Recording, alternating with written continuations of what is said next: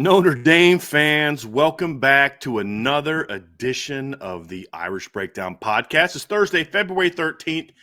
I don't know what it's like down in Indianapolis right now, Trev, but it is snowy. It's actually kind of the pretty snow. You know, it's still kind of early and fluffy. Like it makes my wife want to go snowboarding kind of snow. You know what I mean? Beautiful, beautiful snow outside. I love snow when it's outside. I don't like being outside in the snow, but it's a beautiful snowy day today.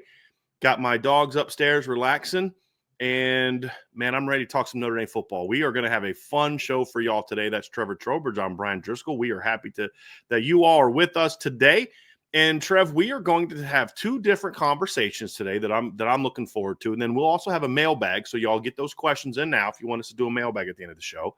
Just put an MB on there or a mailbag emoji, or you can put a super chat. Obviously, that'll get you to the top of the list. But the first show today, we're going to kind of do a replace and reload show, which is, you know, look, we believe that Notre Dame is in a position where, for the most part, they are reloading as opposed to rebuilding. And that's true as a team, and that's true on a position-by-position standpoint. But the position that we really wanted to focus on kind of first as we get into this series is the safety position, because that is the one position where they're reloading, but the task is the most difficult because Notre Dame has to replace Xavier Watts. And we'll talk about how they're going to do that and the different complexities that go into replacing Xavier Watts, because it's not just about replacing his production. There's a lot more to it.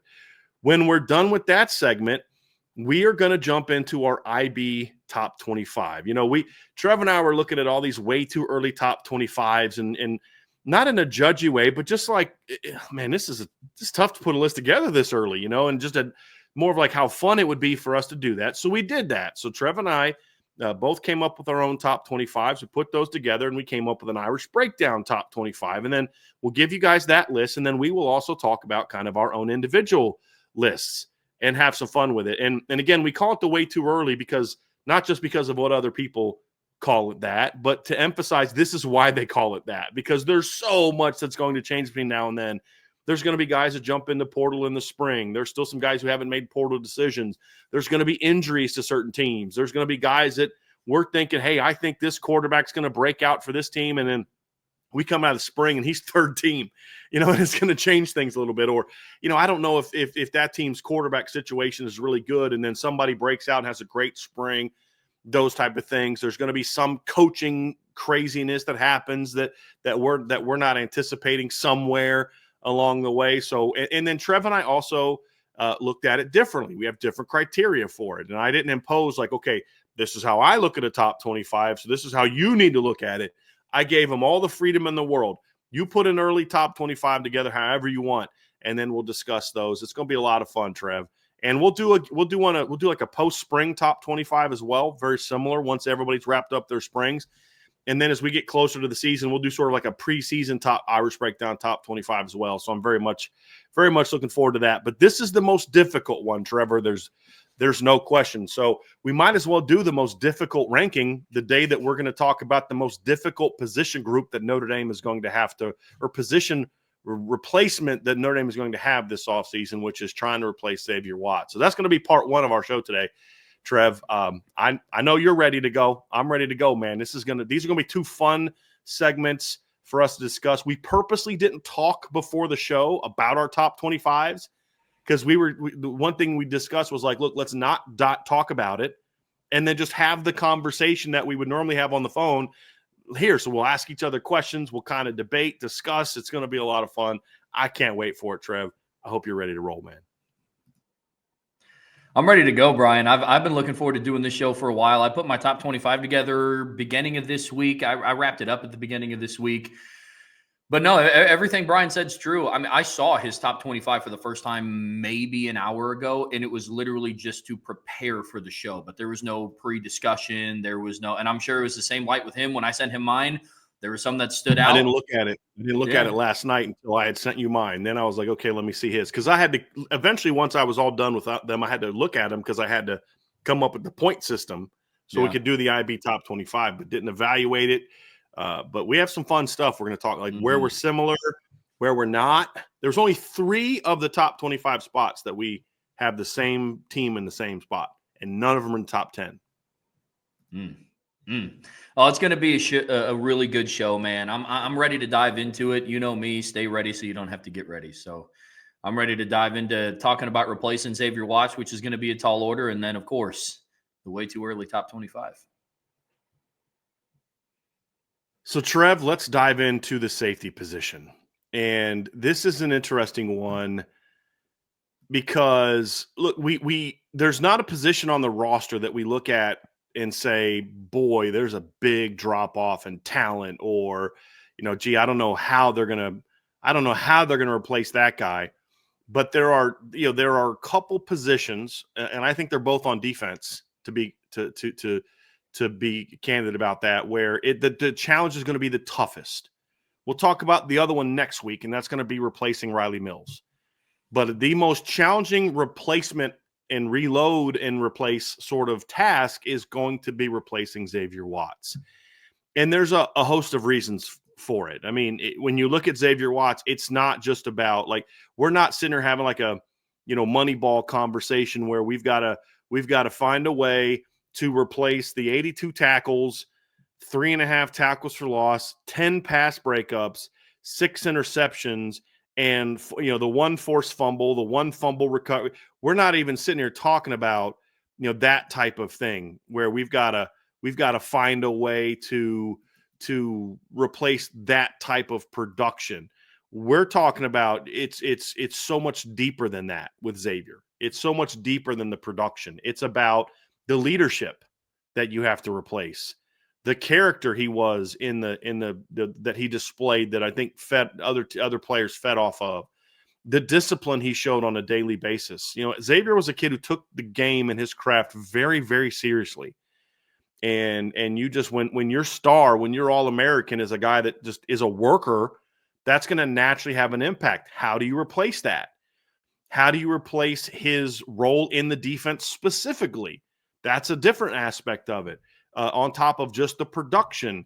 And then I think arguably the toughest thing to replace is going to be the playmaking ability he had. And what I mean by playmaking, Trevor, I don't just mean 10 pass breakups and 6 picks, which is, I mean, that's going to be hard enough, just the production. And last year he had 7 interceptions and 4 pass breakups. So over the last 2 years, Xavier Watts has picked off 13 passes and broke up 14 others. Like, he has been an absolute force to be reckoned with, just from a disruption standpoint. But what made Xavier so special, in my opinion, Trev, wasn't the numbers. It was when those numbers tended to happen. And it seemed to always be in a big moment, whether it was, going all the way back to last season. When you think of some of the interceptions he had that interception in the fourth quarter against NC State that was deep in NC State territory, where he jumps over a receiver to pick the pass off. And that sets up a touchdown that really puts that game away. You think of the plays he had early against USC. Then he has the fumble return, the strip, and rips the ball out for a fumble in that game in the clutch moment. He recovers a fumble that I think Cam Hart forced, runs it in for a touchdown. You think of the Clemson game where Notre Dame's getting blown out at halftime of the Clemson game. What got Notre Dame back in that game? It was Xavier Watts picking a pass off in the third quarter and running it back to the 1-yard line. And you're like, well, I guess that's one way to put an offensive drive together, is when your star All-American safety can get you the ball at the 1. And you just think of plays like that throughout his career, Trevor, where it just was always like he was always around the ball. And, of course, this year we remember a lot of the big plays he had, the huge early interception he had against Louisville that helped Notre Dame kind of spark that game and put that game away. You think of the big plays he made all season, and he just was such a clutch player. The playoff game against Indiana where Riley Leonard throws an early interception, and you're like, man, this is brutal. They hit that big back shoulder throw, actually back kneecap throw, because literally Elijah Sherratt initially caught the ball with his knees. That's how good the coverage was. But hey, they're knocking on the door of taking a real quick 7-0 lead, Indiana was, and boom, there's Xavier Watts to make a big play. You think of the reverses and jets and the different trick plays that Georgia tried to run, and Xavier's just 10 guys running that way and Xavier running this way right to the football. I mean, he made it look so easy, Trevor, that it's almost like, yeah, well, they'll be fine. But the clutch gene that we kind of joke, that we talk about in basketball a lot, that exists in football as well. And Xavier has that. So, that's a lot to replace in one guy, Trevor. And that's what this Notre Dame defense is tasked with doing, is trying to find ways to replace that type of elite star player, star young man, leader, captain, all of it. It comes down to replacing his impact. And that's how I look at it. Production can be replaced. If we're as high on this Notre Dame team as we all should be, the talent's there. Now, I don't know if waiting in the wings right now, they have another kid that's going to win the Bronco Nagurski Award and pick off opposing quarterbacks 13 times in 2025. Right. They have the ability to, and I wholeheartedly believe that, but I don't know if it's going to happen right away.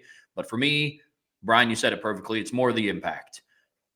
All season long, when we would do pregame shows and the keys to victory, offense, it was always really analytical. We got to see this kind of motion. We have to see this type of scheme. We'd like to see more stack. Riley Leonard has to be feeling it this way. This is how you get him in the rhythm. And then on defense, it's, well, you have Xavier Watts. Guess he just has to have he has to go be Xavier Watts.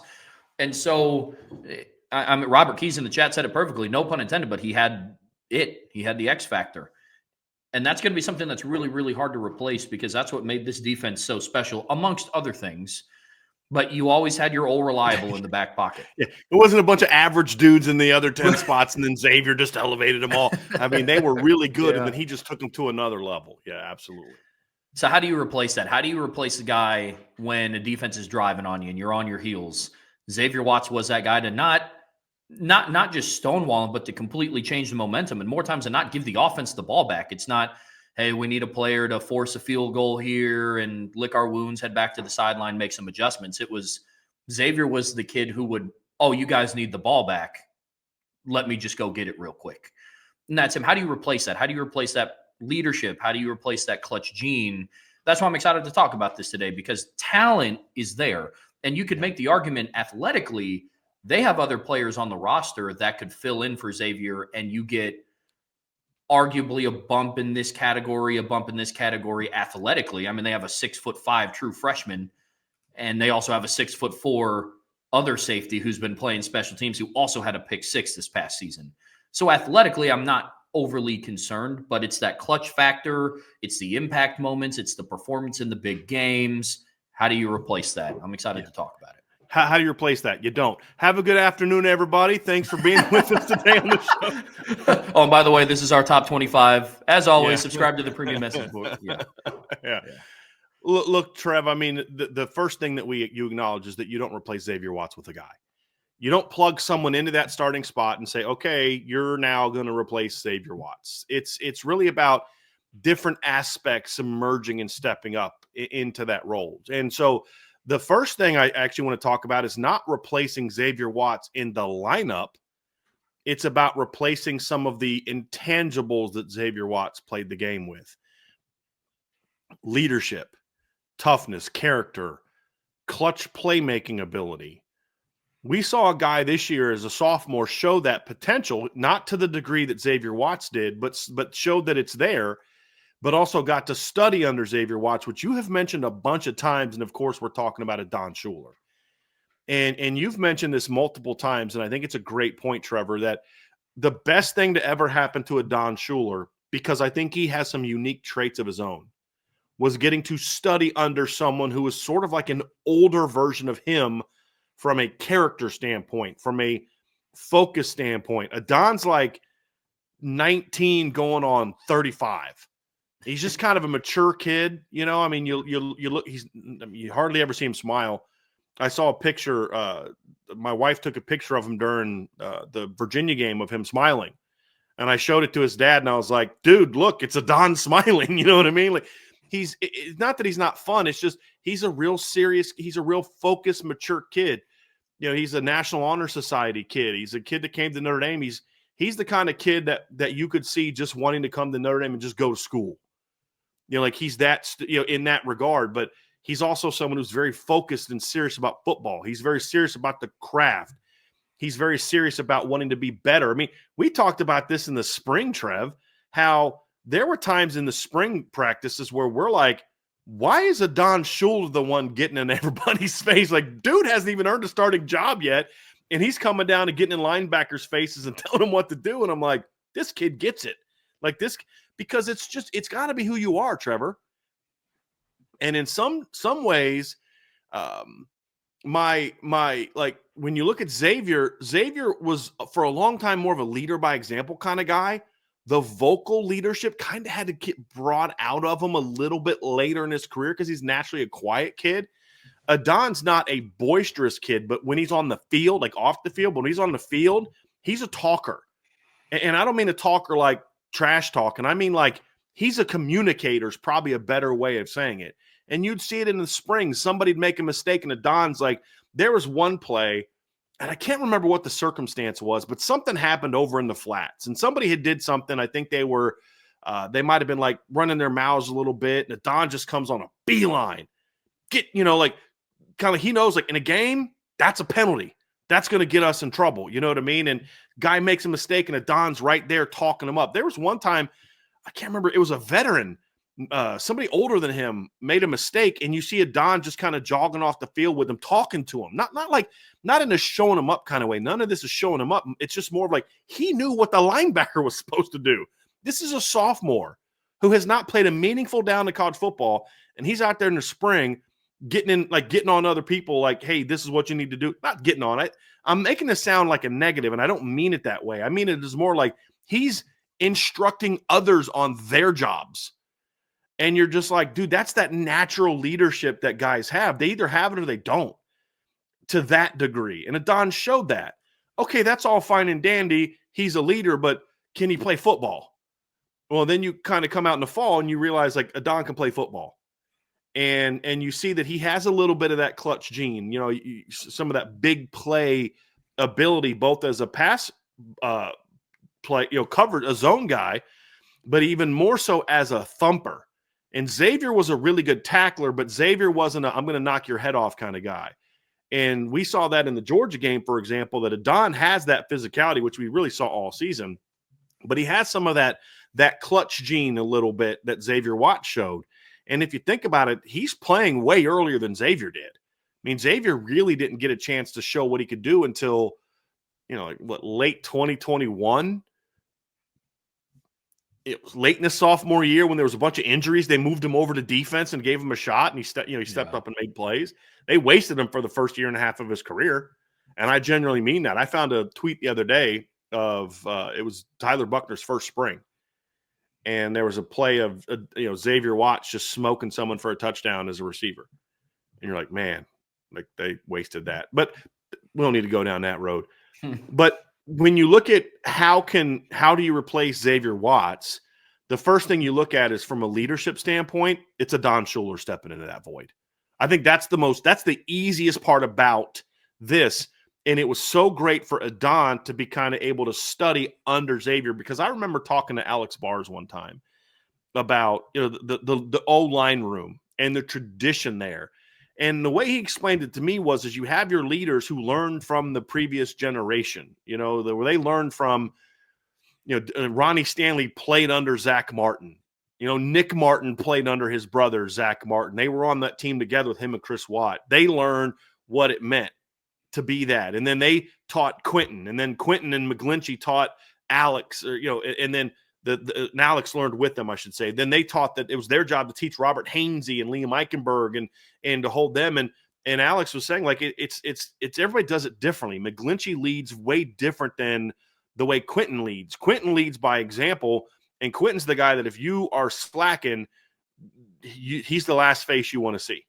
Or McGlinchey's the get in front of the room. Hey guys, this is what we got to do. Quentin's the guy that if you're not putting in the effort in the weight room, everybody's going to know you're not putting in the effort because Quentin's going to be right there in your face. There's different types of leadership, but it's about setting a standard, and then you get to see that standard played out by someone who's phenomenal in front of you and who does it the right way. And that's exactly what Adon got to learn from. Like that's greatness right there. I got to see greatness. I got to be teammates with greatness. I got to communicate it. You want to know what do you have to do to be great at Notre Dame, Adon? That's your example. Now, you got to do it within yourself, but go be the example. And so Adon having the traits naturally and then getting to study under Xavier, which you've pointed out so often, is why I have a lot more confidence that Adon Schuler is going to step into that void and at the very least handle the leadership role that he had. Now the question is, can he do that clutch gene when he's now the guy and not the counterpart, not the sidekick? Right now he's now Batman. He's no longer Robin. Last year he was Robin. Xavier was Batman. Now Adon's Batman. Can he do, because not everybody can be Batman. Some guys don't thrive in that role. Can he be Batman this year and be that leader, but also be that playmaker, that clutch guy when everyone's counting on him to be that? Where last year's like they count on Xavier to be that, and then when Adon did it, it was awesome. Now they're counting on you to do that. That's what we're going to have to learn about Adon, is can he be that guy? I'm confident he can, Trevor, but until we see him do that in that role, it's going to be a question. If you want to map out what a perfect player progression is up to this point, because there's a lot that we still have to see from Adon Schuler in this new role, in his Batman role. But it is year one. He takes his red shirt and he learns in the film room, in the same position room as Xavier Watts, more from an observing standpoint. You have your opportunities in practice. You had opportunities to get in late in garbage time last year because in 2023, they blew out a handful of opponents that Adon did play. But this year, then, that transitions into, okay, now you're going to do it next to me. You're going to see how I prepare. You're going to see how I attack week to week, because Notre Dame, with their schedule, plays a handful of different opponents year over year. They play different conferences. They play all over the country. It's one of the benefits. So Adon got to see how Xavier plays and prepares and how he might handle preparing for USC differently than how he would prepare to play Navy. And that would be different than how he prepares to play Stanford. And so you go through and you look at what he was going to have to do for all of those, and you got to witness it on the field, which is invaluable experience. 16 games of on-field tutelage by Xavier Watts for Adon Schuler. It's invaluable. And now in year three, with Adon Schuler going in, it is, hey, now it's time for you to do it now that I'm gone. You think of when somebody starts training. I mean, you can even on a micro scale, Brian, we can talk about how I started at Irish Breakdown. You know, at first it was listening to the show. At first it was reading the articles that you put out. Then it was, hey, I'm going to walk you through how to set this up. And then it's, hey, Trev, I need you to take this amount of articles and take, you know what I mean? So that's similar to the progression of what Adon Schuler went through from 23 to 24. So it's going to be invaluable experience. And to me, it's not just what he got to see on the field, but it's the off the field stuff. How do you conduct yourself at practice? How do you conduct yourself in the meeting room as a captain? Because we've talked before, conversation for a different day, but we've talked before about how Adon Schuler is probably a leading candidate to be a captain for the 2025 team. So how do you conduct yourself as a captain? How do you prepare for games? What does your week look like? We've heard stories in Notre Dame, former players reaching out and talk. I mean, Drake Bowen talks all the time about how he's still in really close contract with JD Bertrand. Just about, hey, how do you formulate this? How do you go about your game plan? How do you prepare? What do you do throughout the week to make sure that you are as ready as you need to be? And Adon got that on the field this season.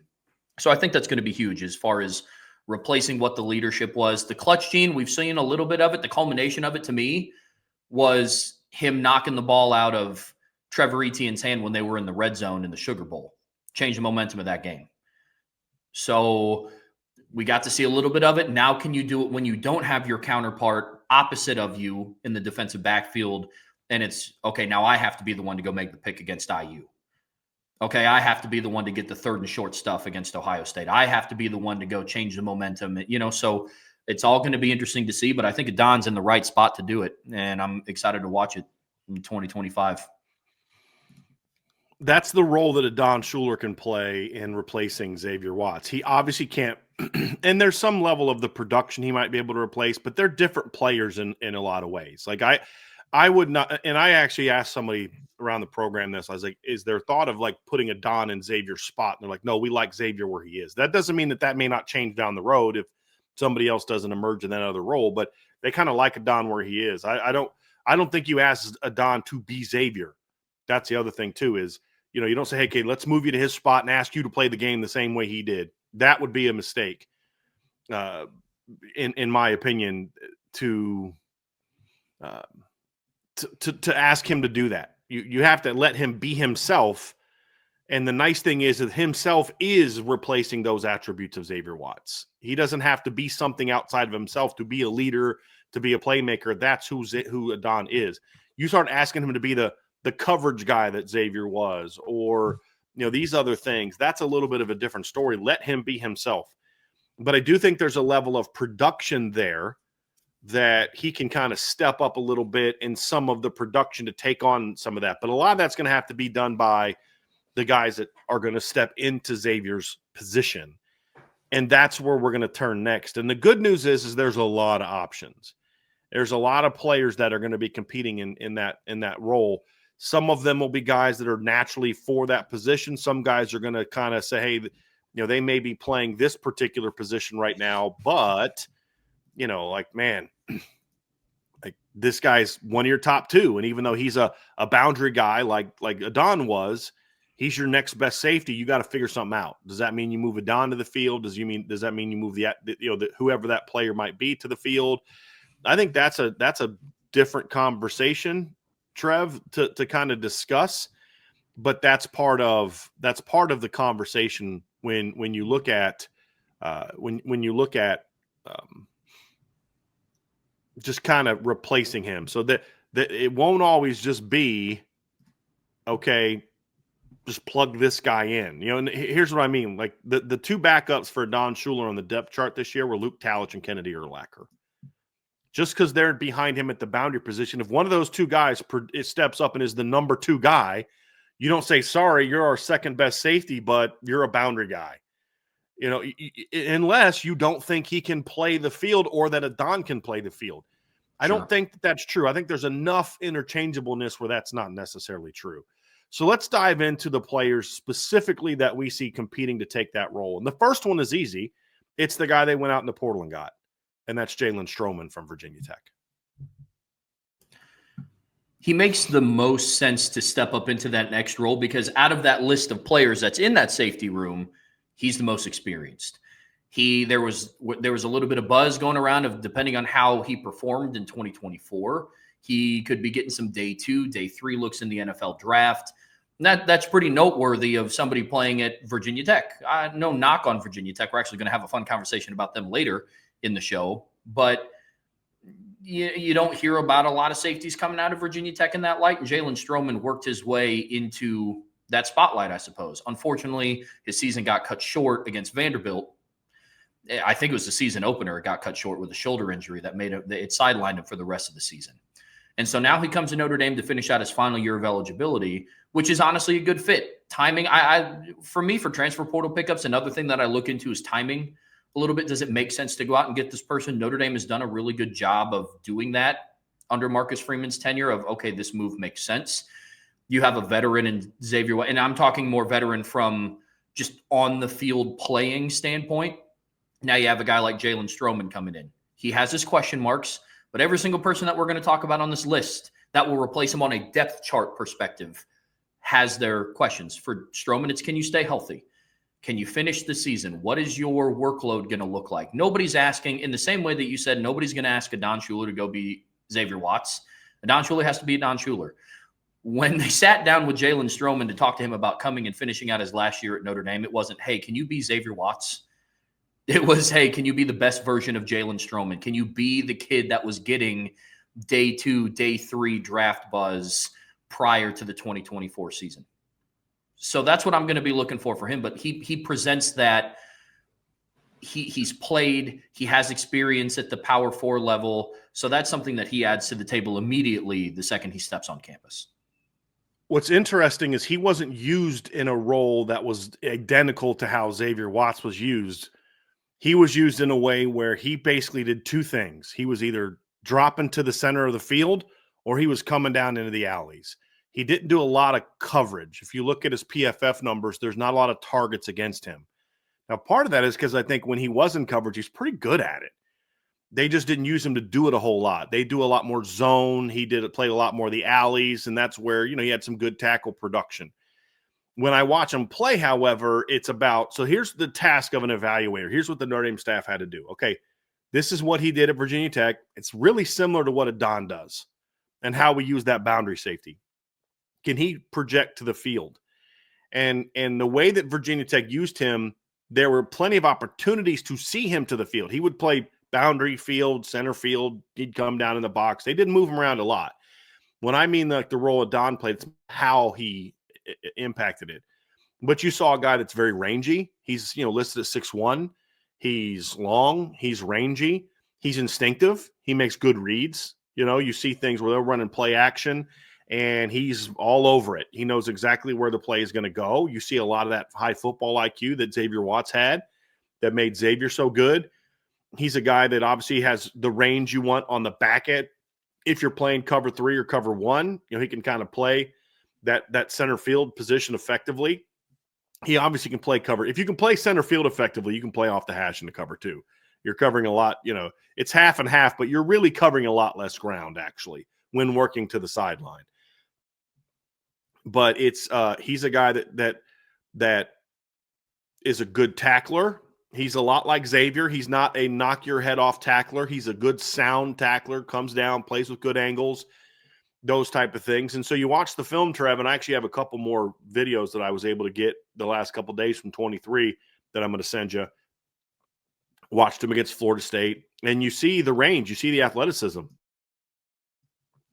And the challenge is, okay, does that project to the role we need him to play? Even though he hasn't identically played that role, does it project? Now, when I watch him play, I see it. I see range. I see solid tackling ability. And as a field safety, you've got to be a sound tackler because you've got a whole lot more ground to cover and a lot more open space. I see a guy that shows good instincts covering routes, getting on top of posts or finding the over route, jumping that in route, playing it with a good angle. I see a guy that has good feet, good hips. He can flip his hips and run. I think he can play coverage in a similar role to what Xavier did. And I think his athletic skills and the things he shows from a feel for the game standpoint, I do think he projects well to that field safety position. Here's my one big knock on him, however. In the last 3 years, he's had one season where he played a full season, and that was 2022 when their season was ended because of the tragic shooting. And so they only played 11 games. The Virginia team had 3 players that were killed, and so they canceled that game. Virginia Tech didn't make a bowl game that year, so he only played 11 games. Last year, he missed a couple, or 2023, he missed a couple games with nothing major, but he did miss games. And then this past year, obviously, he broke his collarbone in the opener against Virginia Tech, had 5 tackles, and didn't play the rest of the year. So that's going to be the big question mark for me more than anything else is, can Jalen Stroman stay healthy you're talking about a guy that's never played more than 11 games and is coming off a season-ending injury, and you're going to ask him to play 16. Like, that's the one drawback that I have about him. There's nothing you can do about that. And his injuries have been different. And as I said, he's only had one major injury, and that was this past year. But he has had some little bumps and bruises along the way. You got to hope that he stays healthy. I think one thing that will help him, however, is at Notre Dame, you're not going to be asking him to play, 75 snaps a game. You're not going to ask him to play the same number of snaps that Xavier Watts played last year. Sure. Xavier Watts this past season played almost 1,000 snaps. And if it wasn't for Notre Dame blowing out like 3/4 of their teams they played, he'd have been way over 1,000. You're not going to ask him to play that much, but he didn't necessarily play that. He was part of a rotation at Virginia Tech. So that's a good thing because it means he's used to not being on the field every play. And that can be a challenge because, when you're on the field more, you get a read of everything. If you're not used to being in a rotation, it can be an adjustment. But he has done that.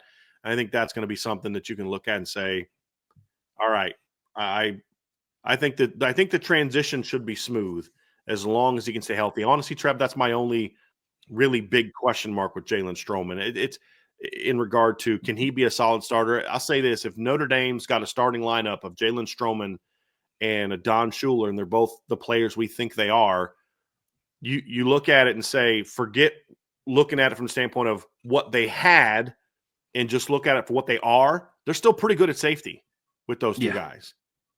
And now, but Xavier, I'm not talking about that. No one's going to replace Xavier unless Caleb Downs transfers here tomorrow. No one's replacing Xavier Watts. So it's about, okay, but is that a good safety tandem? And if Jalen Stroman can make a transition into this defense, I think they have that. One other benefit that he has over Rod Hurd, he'll be here this spring. He's already with the team working out. Where Rod Hurd was around the team, but he couldn't practice. He couldn't take reps. He couldn't do any of that stuff until the summer. Jalen will get a full spring of practice under his belt to kind of shake off some of the cobwebs from missing the season, but also to get acclimated to this defense. So getting him, I think, was a very important portal pickup that we're not talking a lot about in Notre Dame circles, but I think it's going to pay off in a big, big way this season. Rod Hurd also played a little bit of nickel as well when he was primarily a nickel at Northwestern. That's a good point, Trev. Yeah. Go ahead. Jalen Stroman comes in as a safety.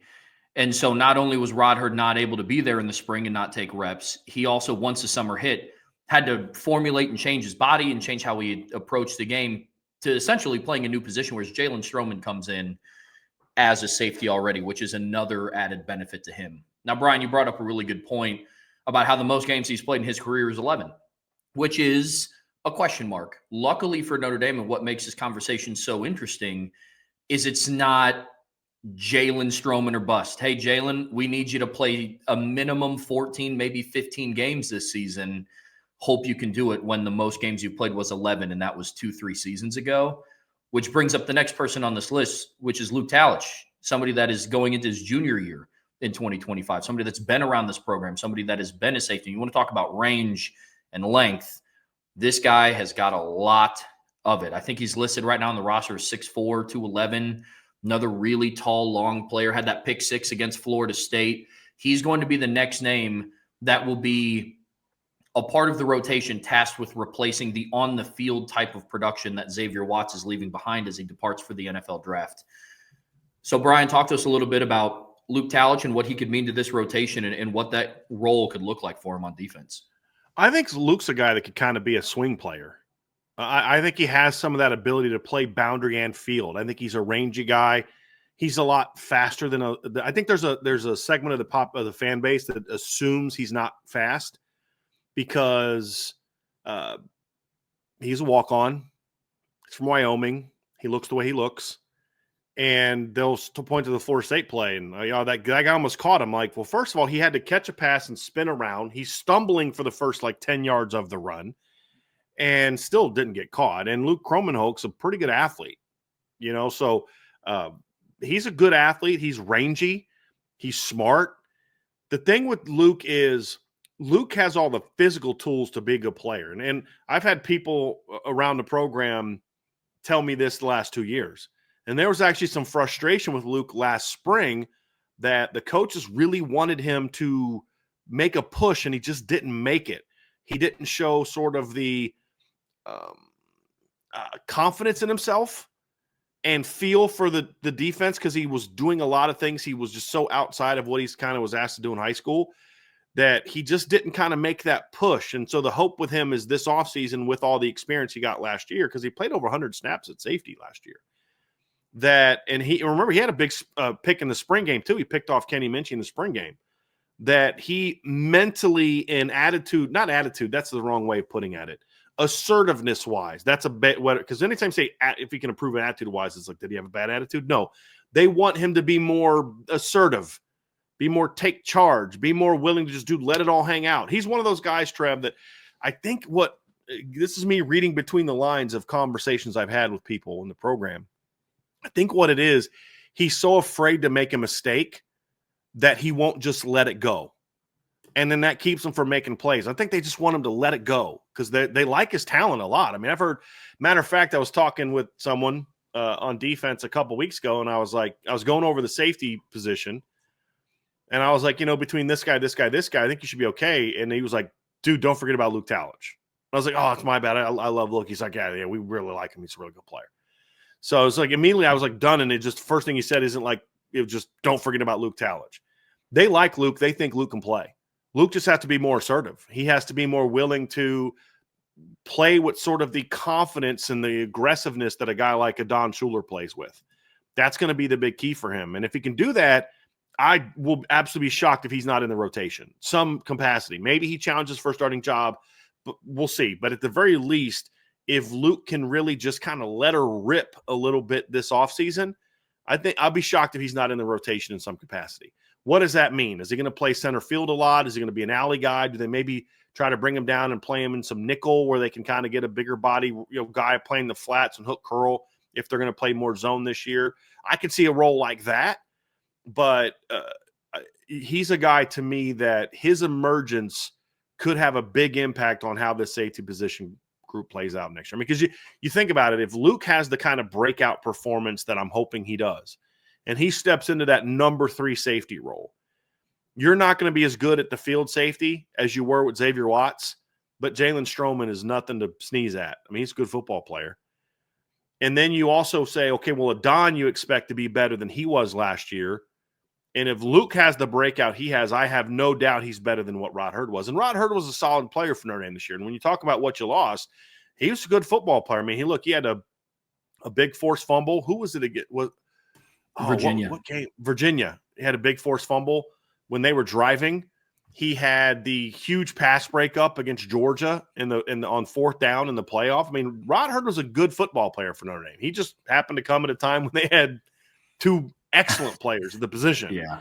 And then, of course, the missed time. It's like he got Wally pipped a little bit, with not being able to be there in the spring. And Adon got all those reps, and you're like, this guy's pretty flipping good. You know what I mean? Like, there was the one play in the spring where I was like, that was a great pick by the Jersey scrimmage. I thought the guy that made the interception in the game was Jaylen Sneed, because I was like, the guy was just downhill so fast and was so close to the ball. I was like, I assumed it was Jaylen Sneed was playing Rover. And then I went back later and I reported that in my breakdown. I said it was a great play by Jaylen Sneed to kind of get out in the flats and undercut that route. Then Notre Dame put a video out later, and I was like, holy crap, that was Adon Schuler coming from the 3rd level. Like, I just was like, that's an unbelievable play. It was kind of like, it's he's sorry, Rod. Enjoy being the number 3 safety. You know what I mean? But he was good in that role, Trev. He was a very underrated player for this defense, overlooked player that had some clutch moments for this defense. And he had some moments where it's like, okay, he's not great in coverage. He got smoked against Indiana, but fortunately the pressure was such that they couldn't complete the pass. But if you look at Luke Talich, if he can step into that role, you feel like, number one, you're way longer, because last year Adon Schuler was your tallest guy and longest guy. If Jalen Stroman and Luke Talich are your 2 and 3, Adon's now the smallest, shortest guy in the lineup, because Jalen's 6'1" and Luke is obviously 6'4". So he's a guy to watch. His breakout could have a big impact on this defense, either as the number 3 safety guy, maybe challenging for the starting job, or as a utility guy. I could see a guy like Chris Ash saying, look, I could use this guy in a lot of different ways depending on what we do from week to week. And I could see weeks where they want to put Luke on the 2nd level and just let him play the flats and the hook curl, especially like if they're playing more cover 3. And I don't know if they're going to play more cover 3, but Chris Ash did run a lot of cover 3 at Ohio State. I don't love that coverage as much, to be honest with you. Actually, let me rephrase that. I loved when I saw cover 3 when I was coaching as an offensive play caller or pass game coordinator. I don't love it in college. There's some holes in there. You have to have really good players. But I don't mind it as sort of a change up. But some cover 2, some different things where they want to get a little rangier nickel down in there because they're not playing as much man. I could see him doing that. I could see him being, if they're playing a lot of single high, he's the guy that you play center field because he's so rangy. He's the guy that you could also bring down in the alley. So he could complement those other guys there. You could do a lot of things with Luke. If you're playing a team that's got a really good tight end who's 6'5" and he's giving your safeties some problems, he's a guy you can match up in that type of situation in games. So there's a lot you can do with him if he can take that step this offseason. So I'm very much looking forward to seeing what Luke can do. And then, of course, he's got classmate Ben Minich. Ben's a really athletic kid. He's struggled to stay healthy in his tenure at Notre Dame. That's kind of hurt him a little bit. He's really fast. He's going to need – this is a big offseason for Ben Minich as well, because if he doesn't make a big jump this offseason, he's going to find himself getting passed up by even more younger guys. He got passed up by Adon last year. If he doesn't have a big offseason this year, you're going to see Bronte Johnson potentially, Kennedy Urlacher, Jayden Blair, maybe Brandon Logan also all pass him up. So he's another guy that's going to have a big offseason for them at that role. But the next guy I really want to focus on, Trev, is one of the more intriguing players at safety, and that's Kennedy Urlacher. Yeah, Kennedy Urlacher, obviously people know his name. Pretty recognizable last name for anybody that's followed football for the last, call it 25 years. But it was a big, he was another one of those players that kind of fell in line with, former professional athletes having their kids, not having their kids, but where their kids chose to attend Notre Dame for what they can do after the career football. But we've seen flashes of Kennedy Urlacher in 2024. And what we saw from him outside of the one play against Purdue where he took out Jaden Mickey, it was really, really promising to see what he was able to do on the field. Kennedy Urlacher is going to be one of those players that's also in the rotation. From a size standpoint, he's about on par with where Xavier Watts was. Kennedy Urlacher's 5'11". He's a little bit shy of 200 pounds, but the athleticism jumps off the page at you a little bit. You can tell that his dad was Brian Urlacher, the way he likes to stick his nose in there and stop the run. He can run. He can run. Yeah, he can really. So he's run. really intriguing to the safety rotation, Brian. Here's the question on Kennedy. Here's what I know for a fact Kennedy Urlacher can do. He can smack people, and he can fly downhill. At times with reckless abandon, but it's like he made that play against Purdue where he took out Jaden Mickey, and it felt like he spent the rest of the game trying to make up for it in a good way. He was coming downhill. He was drilling dudes. He was blowing up.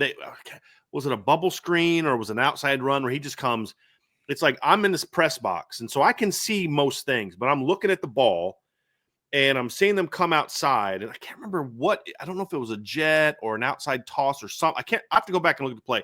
And all of a sudden, out of my peripheral, I just see this missile come flying downhill and blow it up. You remember that play? And it was Kennedy. You're just like, where did he come from? He can do that. He can do that.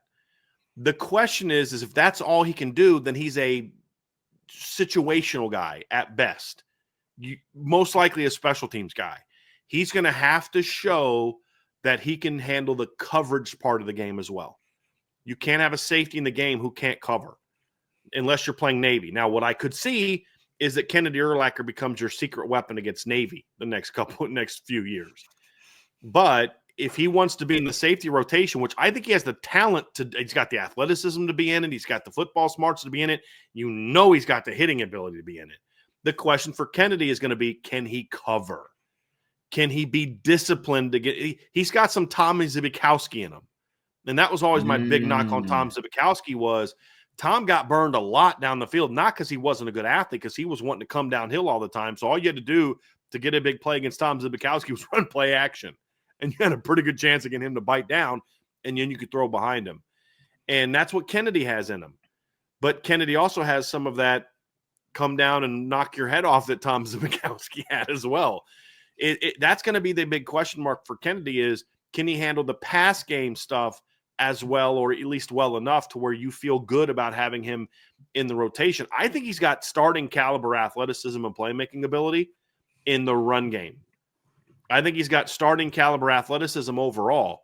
What we don't know is, does he have the ability to defend the pass well enough to be more than just a great special teams player and a situational defensive player? That maybe you have to say eventually you just got to put him down at the nickel again and just say he's going to have to play the flats and blow people up because we can't ask him to cover a whole lot.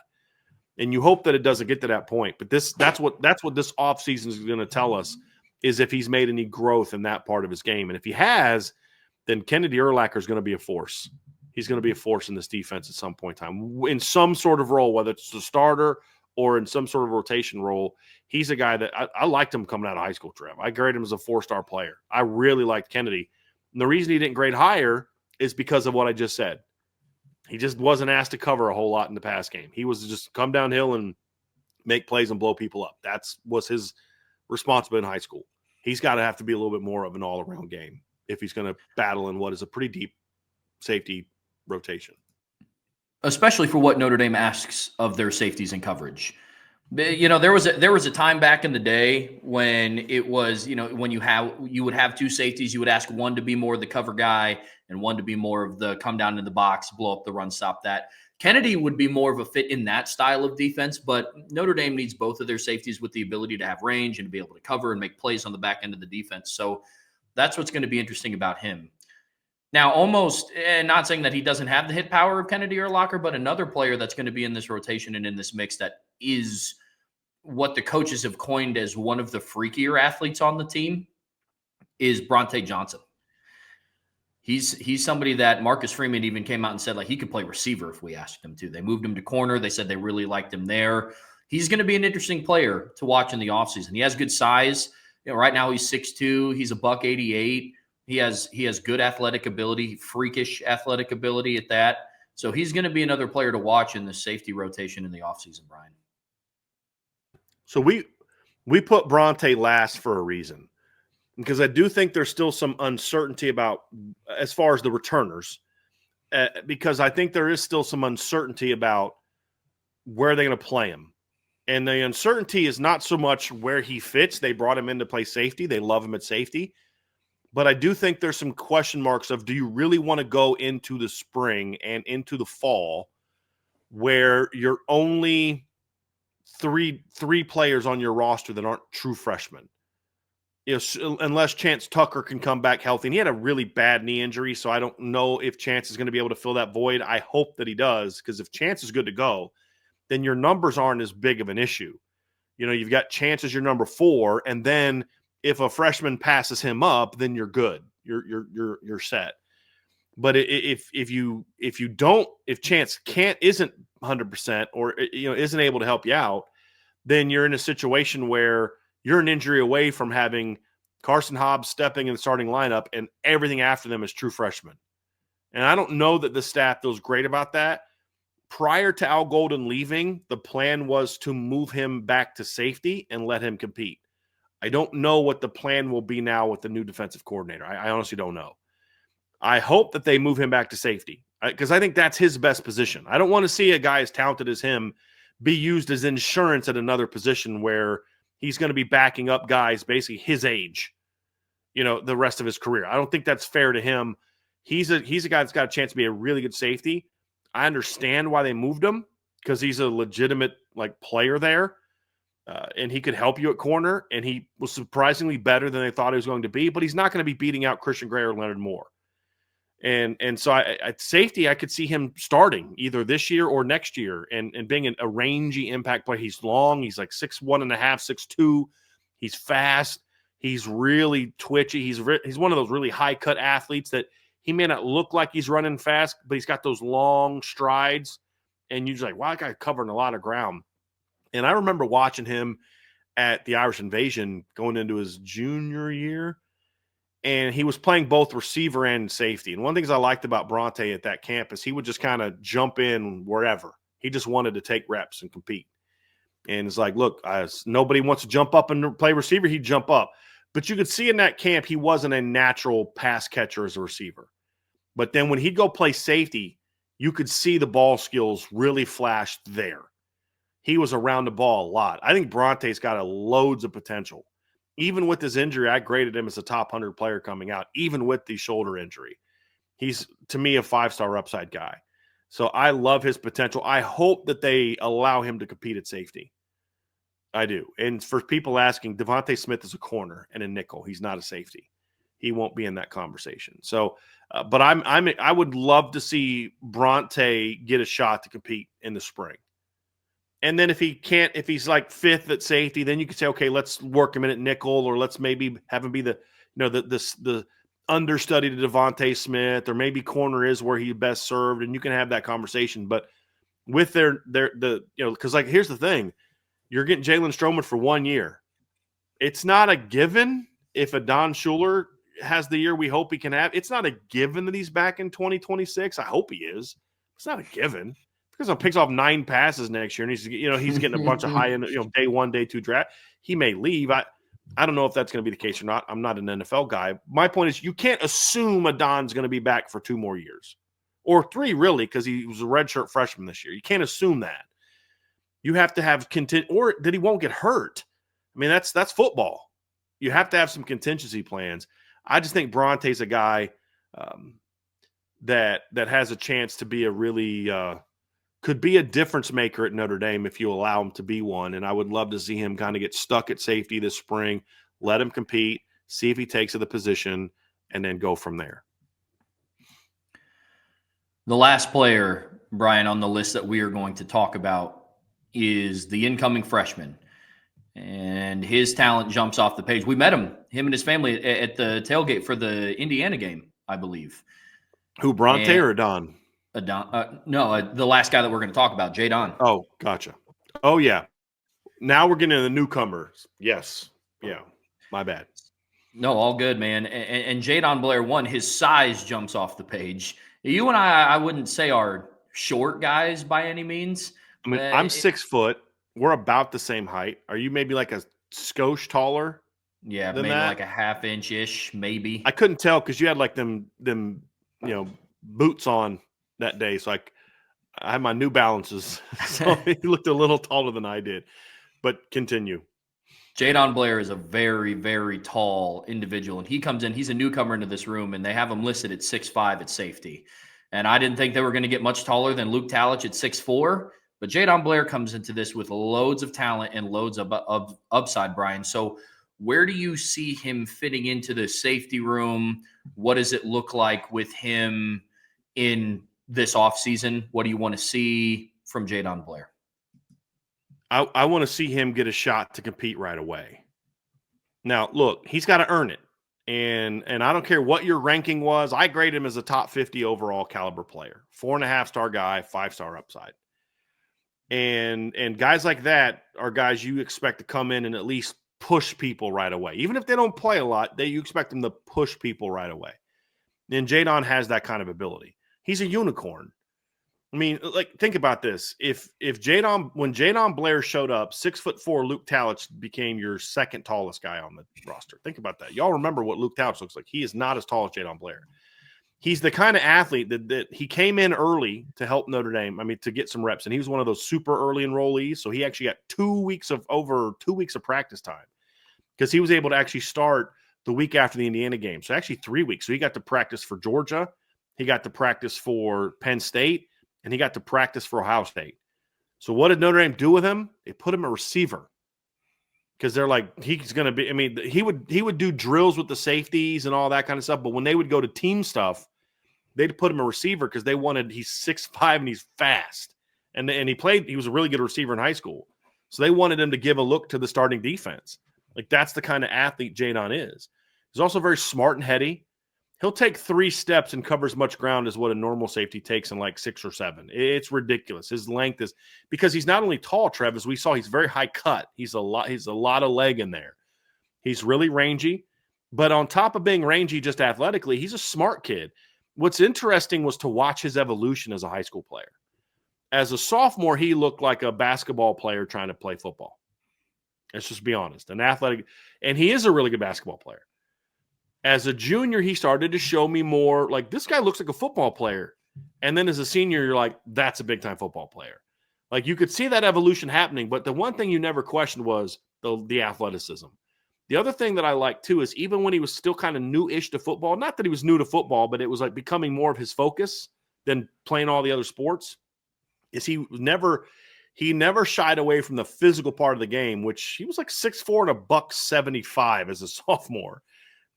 Still didn't play like he was $175, and 175 pounds as a 6'4" guy's thin, but he was still physical. He'd come down, he'd hit, and so he can do. I mean, think about him. He can play a 6'5" guy like him playing center field in the cover 3 or single high cover 1. Guy like him covering the alleys. He's really smart. He's instinctive. He gets downhill in a hurry. He arrives with punishment. You already see him in high school arrive and play the ball. When he's coming up defending the run and knock the ball out, he showed me a lot more instincts and coverage as a senior, jumping in routes. They didn't ask him to play a ton of man that I saw in film in the games that I saw, but it was more of, jumping that in cut, jumping that over route, playing the slant where he would show the ability to kind of read the route and anticipate where the ball was going to go, and he'd beat the receiver to the spot and get his hands on the football. You want to see that type of ability. And he's got big time. I mean, the 5-star upside is, it was about one of the easiest evaluations you had. A lot of times when you see a guy his size, you're like, okay, where are they going to move him to? Is he going to be a nickel? Is he going to be a linebacker? And you're like, no, he's a unicorn. He can move. He can flip his hips. He can open and run. He can do all those things. And there's even some snaps of him in high school lining up, just like playing coverage, just pedal, flip, and run. The tools are there for him to be a great all-around player. There's nothing he lacks outside of experience, and he's just got to get a lot stronger. That's my only thing. Is it's one thing to be a willing hitter. It's another thing to also have the butt behind you and the weight room strength behind you, to be able to deliver that punishment. But that's the thing is we're February 13th. This means Jayden Blair's been on campus for almost 2 months now because he arrived in the middle of December. He was there, obviously, the week of the Indiana game. He just wasn't working out the team yet till that next week. So he's been almost 2 months. And by the time we get to spring practice, he will have been on campus for – and when I mean months, I don't mean he's 3 months. He's been on campus in 3 months. But I mean like from December 15th to January 15th is a month. But if you count it as like the number of months, he's been on campus for 3 different months because he arrived in December, January, and February. When we get to March, he'll have been in the program for 3 months. January to December to January, January to February, February to March. He will have been in the program for 3 months, in the strength program for 3 months, learning the defense for 3 months, and he also got to spend 3 weeks practicing with Xavier Watts. He got to see firsthand, and that's why I love this early enrollee thing, the way that Notre Dame's doing it now, and other teams are too, is because he got to practice with this 2024 team. He got to practice with Xavier Watts, where before, if he wasn't that, he would have met Xavier during visits, but there would have been no football interaction between the two in a way where there could have been any kind of lessons learned. He got to spend 3 weeks in the film room, on the practice field, and watching Xavier Watts play on Saturdays for a month. That's going to benefit him. There's no question about it. So he's sort of that wild card because you don't ever want to assume that a freshman is going to play, and I'm not. That's why we're doing him last. But him, Bronte, and I would argue Luke Talich to a degree, if 2 of those 3 break out this offseason and Adon and Jaylen Stroman are just – this safety position is going to be really good. And think about this. Bronte Johnson at about 6'2" is your 3rd tallest safety on the roster. Significantly so. It's going to look a lot different. Like that's the thing is it's going to look a lot different. It may not be better, may not be worse. We don't know. It's going to look different because Adon went from being the tall guy. He's 6 foot.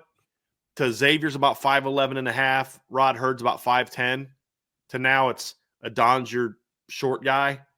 And then you've got Jaylen Stroman at 6'1, Luke Talich at 6'4, Bronte at 6'2-ish, Jadon at 6'5. And you're just like, man, that's some length back there. So the thing I like too, Trev, just about, and I expect Ethan Long to be a guy that's going to be more of a developmental guy. Brandon Logan, I think would have had a shot to maybe compete for a role if he'd have showed up early, but he's a big-time baseball guy, so he's still playing baseball with his high school team, as he should. I think that's the right decision. Do be that. Finish your career because you're a great baseball player. I'm totally fine with that. They didn't need him. They're not going to be, man, that safety position may not be okay in 2025 because Brandon Logan didn't early enroll. They didn't need him to do that, so I'm good with it. But you've got plenty of bodies. You've got, we already know about it. You got Jaylen Stroman, Luke Talich, Ben Minich, Kennedy Urlacher, Bronte Johnson, Jayden Blair, Ethan Long, all on campus this spring. There's plenty of talent there. There's plenty of bodies. Now it's up to Mike Mickens to say, okay, who are our top guys? And let them compete, put guys in positions to challenge them, to test them. Hey, what is Luke not comfortable with? Let's put him in those situations this spring and try to get him to work past that. What's Kennedy not good at? Let's put him in those positions this spring and really challenge him and also find ways to build him up. But that competition is going to be one of the most interesting and hard fought and wide open that we have, not just from a who's going to start standpoint, because I think the other guys, they're going to have to play pretty well for Jaylen Stroman not to start. Like if Jaylen Stroman gets beat out by somebody, I'm going to be like, oh, they're going to be so good at safety. If somebody was good enough to beat out Jaylen Stroman, and he's now your number 3, they're going to be phenomenal at safety next year. But it's about, okay, what does the depth chart look like after those two guys? And is Jalen Stroman like here and Luke Talich is here? Or is it more like this? Where it's like, okay, it's interchange. It doesn't matter who's on the field. They're both really good. They're going to play somewhat similar snaps. And that's the same true whether it's Minich or Kennedy or Bronte or Jadon. But there's so much talent here. It's why it's kind of crazy. You'd think that we'd be more concerned about, I don't know if the safety position is going to be okay without Xavier. And in most years at Notre Dame in the past, we're just like big step back. But because there's so many talented players to choose from, you're like, you only need 2 of them to step up. I just listed 7. You only need 2 of them to step up and play and be good players for you. You feel like the odds are pretty good that they are going to be good there. You just don't know who, and you don't know to what degree. But the potential's there, Trev, for the safety position to still definitely be a strength. Guys got to step up because there's also a lot of questions there. That's the thing too. Is yes, we love the talent, but right now it's about potential. As I always say, you don't want to be talking about potential when you get to Notre Dame. You want to talk about production. Potential is great to talk about when you're talking about recruits and first-year players. But once you get into year 2 and year 3, I don't want to be talking about Luke Talich's potential anymore. I want to be talking about who Luke Talich is and what he's doing now, not, well, if he can do this, this, and this. He could be a good player. You want that potential to become production. Same thing with Kennedy. Same thing with Bronte. Same thing with Ben Minich. And hopefully that becomes true for Jayden Blair sooner rather than later as well. But with all those numbers, Trev, and that type of athleticism, it widens the margin for error at that position. It just makes you feel a little bit more comfortable that they're going to be okay there. There's no Xavier Watts on the roster, not for 2025. Could Jayden Blair eventually get there? Could Bronte eventually get there? Yeah, eventually. They're not going to be 2025. But is there enough pieces to replace the production, the role, the leadership, the playmaking? Yes, there is. There is. But it won't be one guy. It's going to have to be the group. Yeah, the void filled left by Xavier Watts will be filled by multiple bodies. That's for sure. The only thing that I want to see on my bucket list, my call it my 2025 Irish breakdown wish list, is at some point in time, I want to see Luke Talich and Jayden Blair on the field at the same time. That's all I want to see. Just a 6'4" and a 6'5" guy, just kind of cleaning up the back end of the defense. Just for because I always thought about when Kyle Hamilton was at Notre Dame. It'd be awesome if they had 2 of them, like from a size perspective at safety, and now they do, and one of them is taller than him. So I think it'd be really fun to see them both. But that's just more of a hoop dream. I have these visions of Notre Dame playing Navy, and you just look on the back end, and you've got Luke Talich and Jayden Blair on opposite sides, just flying downhill to stop the triple option, and you're just like, yeah, good luck with that, guys. Yeah, good luck with that. But there's a lot of range. Bronte is, there's a lot of tools there, Trev. You just who steps up? Who steps up? That's going to be the question. Well, all right, guys, that's going to do it for our replace and reload segment here. We're going to have more of these coming down the road. I know Brian talked about next week. We're going to talk about who steps up to fill the void of Riley Mills. And this is going to be an ongoing discussion that we have throughout the offseason because there are key pieces that Notre Dame is losing in 2025, and it's important that we have conversations around who that next person is. Next man in, a lot of people think injuries next man in. That also stays true year over year. Who's going to be that next guy? So that's going to do it for that segment, but don't go anywhere because we have a really exciting segment coming up. We're going to talk through Irish breakdowns way too early, top 25. We're going to dive into where Brian had some teams ranked, where I had some teams ranked. But listen, folks, before we get there, be sure to hit that like button, hit that subscribe button, hit that notification bell, share this podcast with your friends and family, anybody that you know loves Notre Dame and college football as much as you do. And the best way to support what we do here at Irish Breakdown is subscribe to the premium message boards at boards.irishbreakdown.com.